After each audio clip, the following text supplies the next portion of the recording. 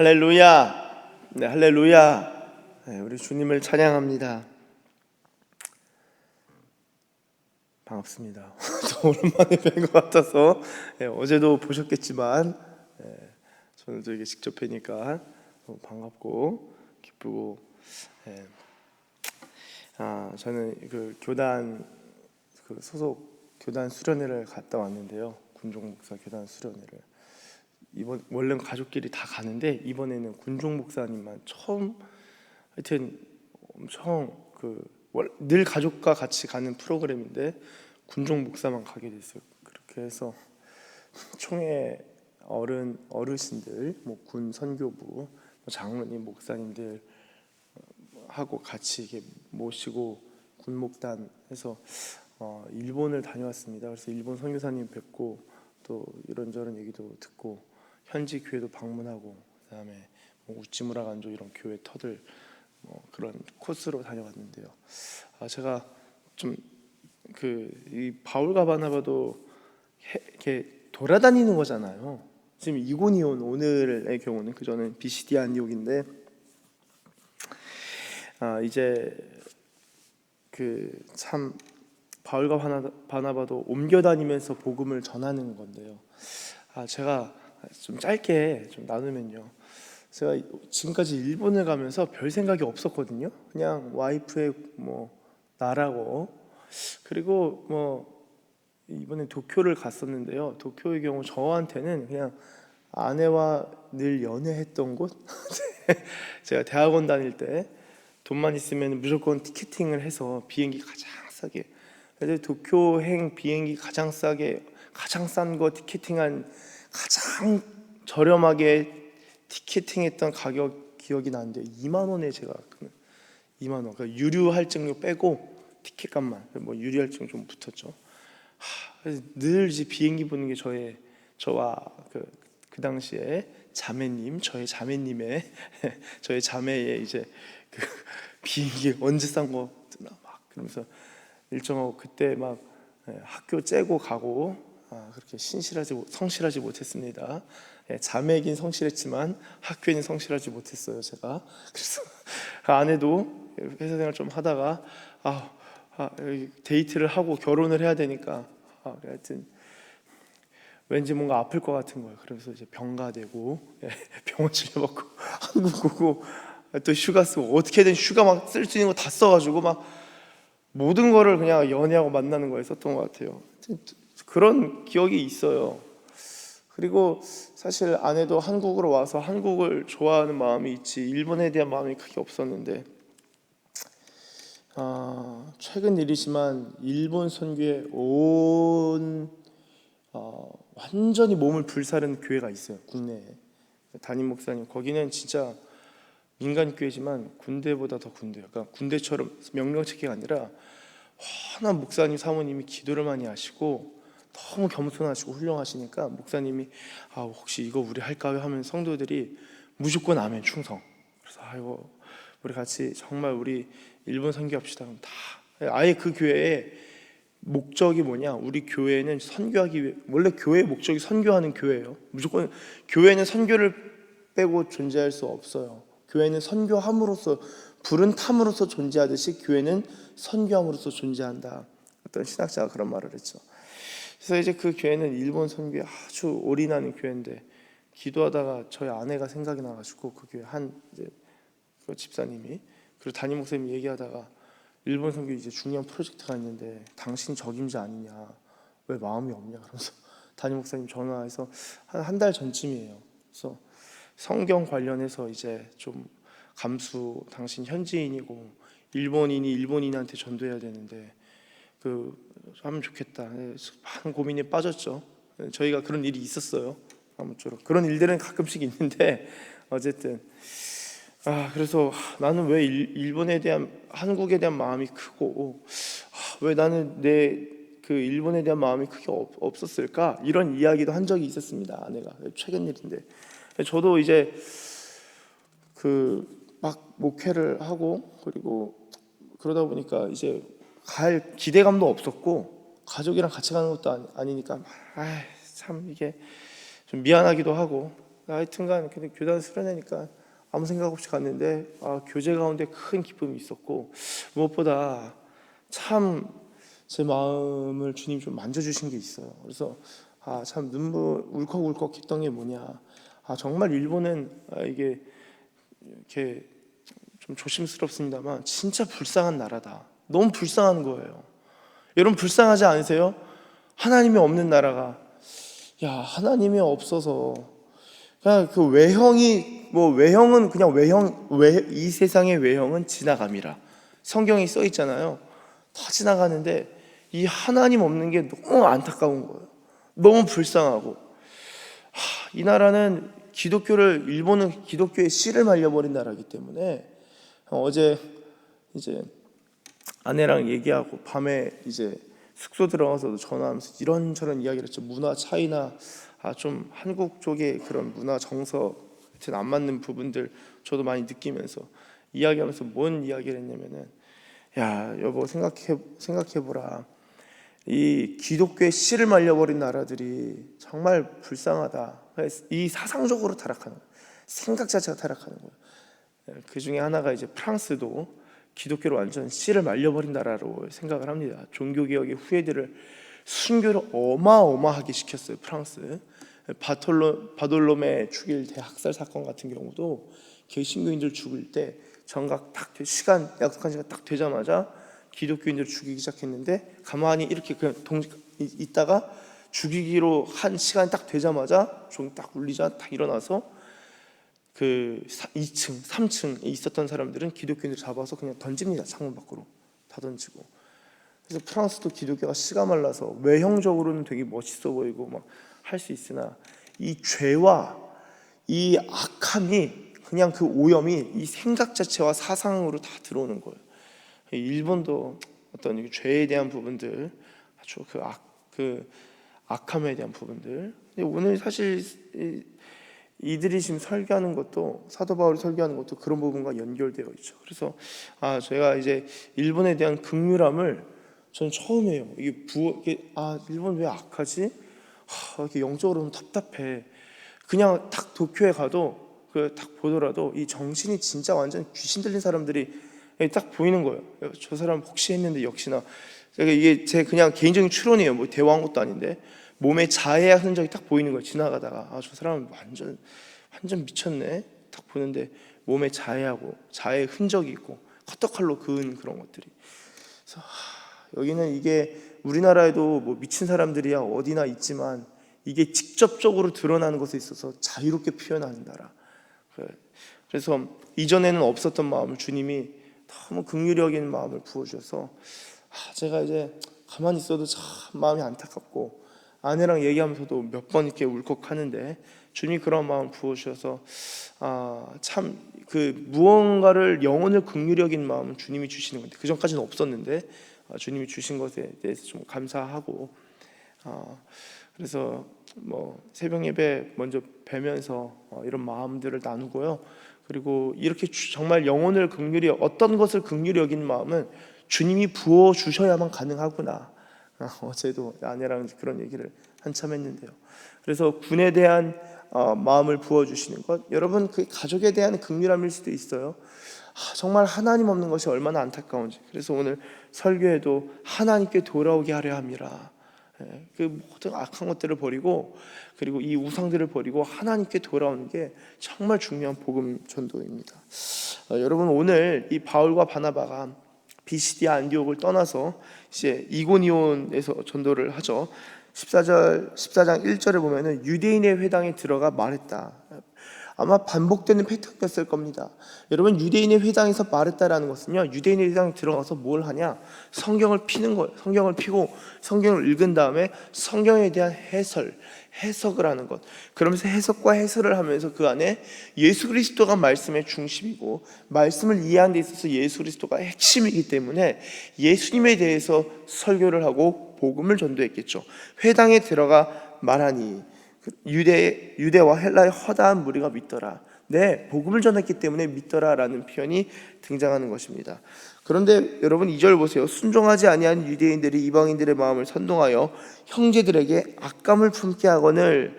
3절 두 사도가 오래 있어. 여러분 놀랍지 않습니까? 지금 복음을 전하는데 많은 허다한 무리가 믿었어요. 그런데 그 중에서도 믿지 아니하는 자들이 있다는 거예요. 믿지 아니하고 순종하지 아니한 자들이 이 마음을 막 부추기고 선동해서 악감을 품게 했다. 여러분 이 표현이 참 놀랍습니다. 악감을 품게 했다. 저 사람들 바나바와 바울을 대적할 수 있게 감정을 불어넣는 무리들이 있다는 거예요. 여러분 어떻게 보면 교회 안에도 이런 무리들이 있을 수 있고요, 교회 바깥에도 이 교회에 대해서 악감을 불어넣는 일들이 있는 거예요.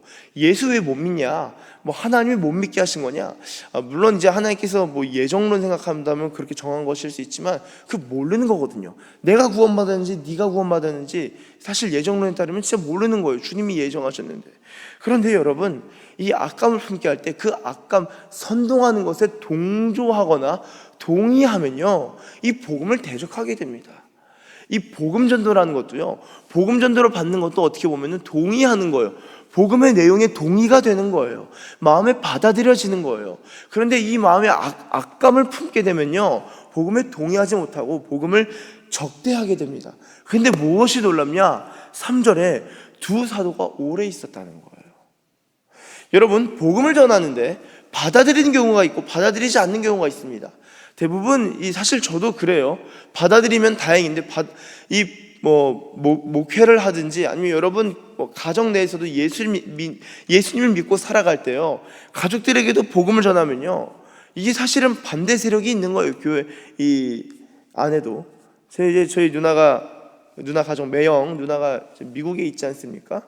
근데 이제 양쪽 부모님을 이렇게 모셨어요. 우리가 이 효도를 한번 하자. 그래서 저희 누나는 저희 부모님을 모시고 매형네도 이제 시댁을 또 모신 거죠. 근데 저희 누나의 시아버지께서 이제 예수님을 안 믿으세요. 교회를 안 가세요. 교회는 너나 가라. 근데 저희 사돈 형님, 그러니까 매형의 동생이 목사님이세요. 고신층 목사님. 아들은 목사님인데 고신층 목사님이고, 그런데 아버지는 교회를 안 다니세요. 그리고 아내, 그러니까 매형의 어머니죠. 저희 누나한테는 시어머님이시죠. 사돈 어르신은 권사님이신데 거의 죽다 살아나서 완전 예수님한테 완전 올인해서 살아가는 그런 분이세요. 기도는 엄청 하고 남편 안 다니세요. 근데 이제 누나가 미국에 있으면서 그래 모시자. 근데 효도를 해야지. 효도가 진짜 본질적으로 진짜 중요한 효도가 뭐지? 그래 복음을 전해야지. 복음을 안전하진 않았거든요. 늘 전도를 했는데. 그래서 진짜 영혼 구원하려고 미국에 있으면서 부모님을 모시기 위해서 뭘 했냐? 3일간 금식을 한 거예요. 주님 저 영혼을 붙여주십시오. 모셔야 될 텐데 이거 여행시켜드리는 거는 주님 이거 정말 좋은 일이지만 진짜 영혼 구원이 최고의 효도 아닙니까? 주여 저 영혼을 주십시오. 3일간 금식을 딱 하는데 마음 가운데 하나님께서 구원의 문이 열렸다는 감동을 딱 주신 거예요. 그리고 금식 끝나고 할렐루야. 그러면 근데 왔는데 예배를 같이 가정 예배를 드리게 되고, 교회를 그냥 주일날은 뭐 자녀들이 다 다니니까 그래 교회 가자 예전에 야 니들만 가라 했다가 그래 가자 그래서 갔다 오시고 나서는 뭐라고 하셨냐면은 내가 이제는 매주 교회 나가야겠다. 나도 신앙생활 시작해야겠다. 그래서 기도응답이 된 거예요. 금식에 대해서. 여러분 뭐가 진짜 중요합니까? 정말 이 복음을 전하는 데 있어서는요 오래 참는 게 필요해요. 오래 참는 것. 예수님을 전하는 것은요, 여러분 생각해 보세요. 내가 만약에 바울이었다면, 내가 만약에 베드로였다면, 아니요. 바울과요 바나바도 두 사도도요 오래 참으면서 복음을 전했다는 거예요. 이들이 능력을 막 베풀고 많은 각종 은사가 있고 귀신도 쫓아내고 한 번 설교하면 베드로도 수천 명씩 회개했지만 이들에게도 복음을 전할 때 적대 세력이 있었고요, 악감을 품고 이들의 복음을 저지하려고 하는 사람들이 있었다는 거예요. 근데 이들의 입장에서 생각해 보세요. 내가 예전에 설교하면 수천 명 회개하고 그냥 병도 낫게 하고 기적도 베풀고 귀신도 떠나가게 하고 이런 기적과 은사들이 있는데 주님 여전히 이렇게 반대 세력이 있습니까? 생각해보지 않았을까요? 생각해봤을 거예요. 그러나 여전히 악감을 품는 무리가 있더라도 있는 채로 그냥 복음을 전하면서 복음을 나누면서 그들도 주님께 돌아올 수 있도록, 또한 돌아온 자들도 성경으로 교육하고 훈련하는 그런 일들이 사도들이 계속적으로 했었던 것입니다. 그게 두 사도가 오래 있었다라는 거예요. 오래 있어서 한 게 주를 힘입어서 담대히 말하고 손으로 표적과 기사를 행하게 하여 주사 자기 은혜의 말씀을 증언하시니. 4절에 무리가 나뉜 거죠. 유대인을 따르는 자도 있고 두 사도를 따르는 자도 있는지라. 그래서 5절에 이방인, 유대인 그 관리들 두 사도를 모욕하며 돌로 치려고 달려드니. 6절 그들이 알고 도망합니다.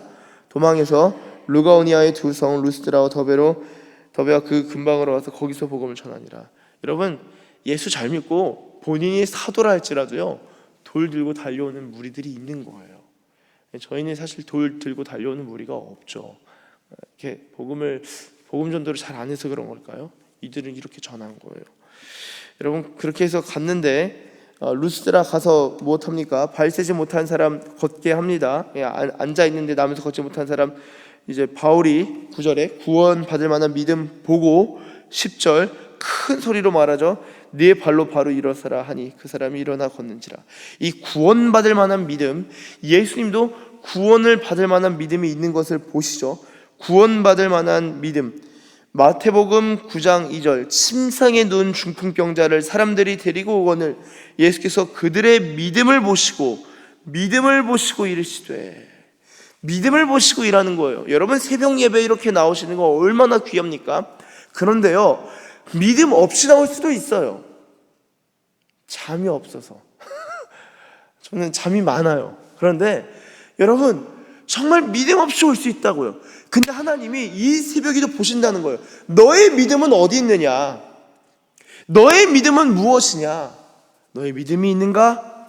하나님께서 이 새벽 제단에 믿음을 보시고 일하신다는 거예요.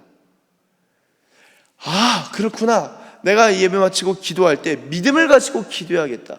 여러분이 1분을 기도하시더라도, 아니 1시간을 기도하더라도 믿음 없이 기도할 수 있어요. 1시간 기도하고 나서 아유, 마음이 답답하다. 아유, 이거 일을 어떻게 해야 되나? 기도 끝나고 염려하는 사람이 있는가 하면요, 1분을 기도해도 3분을 기도해도 믿음으로 기도하면요, 3분 진짜 믿음으로 기도하고 나오면요, 마음에 영적인 쾌청함이 있는 거예요. 이 새벽에 이 아침 햇살이 그냥 저쪽에서 떠오르는 게 아니라 내 영혼에서 이 아침 햇살이 쫙 떠오르는 거예요. 이 복음의 서광이 비치는 거예요. 여러분, 이것이 바로 이 구원받을 만한 믿음이 우리 가운데 있을 때 하나님의 진정한 구원과 역사를 우리가 경험할 수 있는 줄로 믿습니다. 그러니까 너 발로 일어서라니까 그 사람이 일어나 걸어요. 11절에 바울이 한 일을 보고, 야, 이거 소리 지르는 거예요. 신들이 사람의 형상으로 우리 가운데 내려오셨다 하여. 여러분, 당시 이 지역에, 이 그리스 지역에는 그 그리스 로마 신화가 있죠. 신들이 사람의 형상이 되는 것에 대한 이 신화가 있었습니다. 근데 12절에 바나바는 제우스라고 바울은 그 중에 말하는 자이므로 헤르메스라 하더라. 아니, 바울이 이런 기적들을 일으켰는데 왜 그 그리스 로마 신화 아시죠? 헤르메스는 저기 종이잖아요. 제우스의 종처럼 일하잖아요. 종처럼. 메신저죠. 메신저로 일하는데 이 능력을 베푸는데 바나바는 가만히 있는데 제우스가 되고, 바울은 그 약간의 그 시다바리 같은 헤르메스가 됩니까?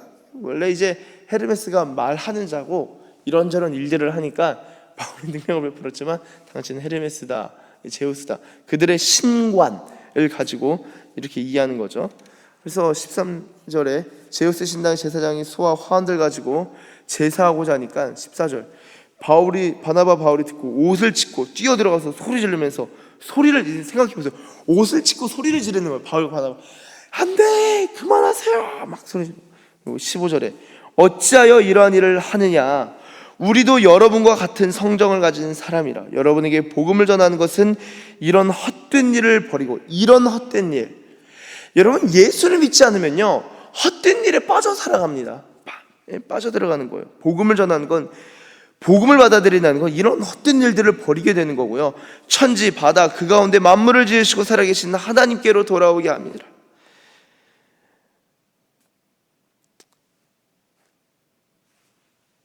그래서 16절에 하나님이 지나간 세대는 모든 민족으로 자기들의 길들을 가게 방임하셨으나 17절 갑자기 죄송합니다. 그러나 자기를 증언하지 아니하신 것이 아니니 곧 여러분에게 하늘로부터 비를 내리시며 결실기를 주시니 선한 일을 하사 음식과 기쁨으로 여러분의 마음에 만족하게 하셨느니라 하고 이렇게 말해서 이제 제사를 못하게 하죠. 여러분 이 바울과 바나바를 보십시오.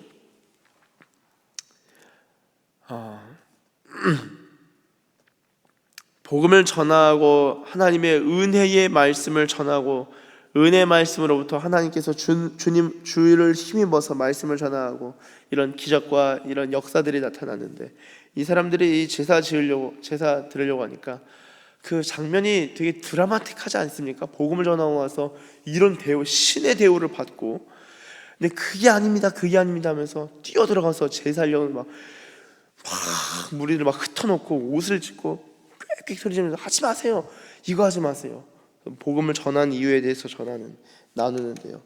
사랑하는 여러분, 이 복음을 전하는데 반응은 다 다를 수 있고요.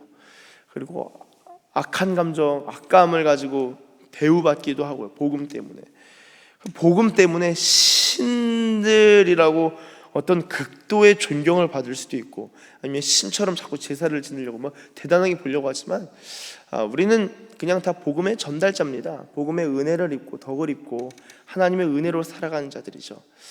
그러나 오늘 말씀을 통해서 이렇게 참 저는 크게 두 가지를 보게 되는데요.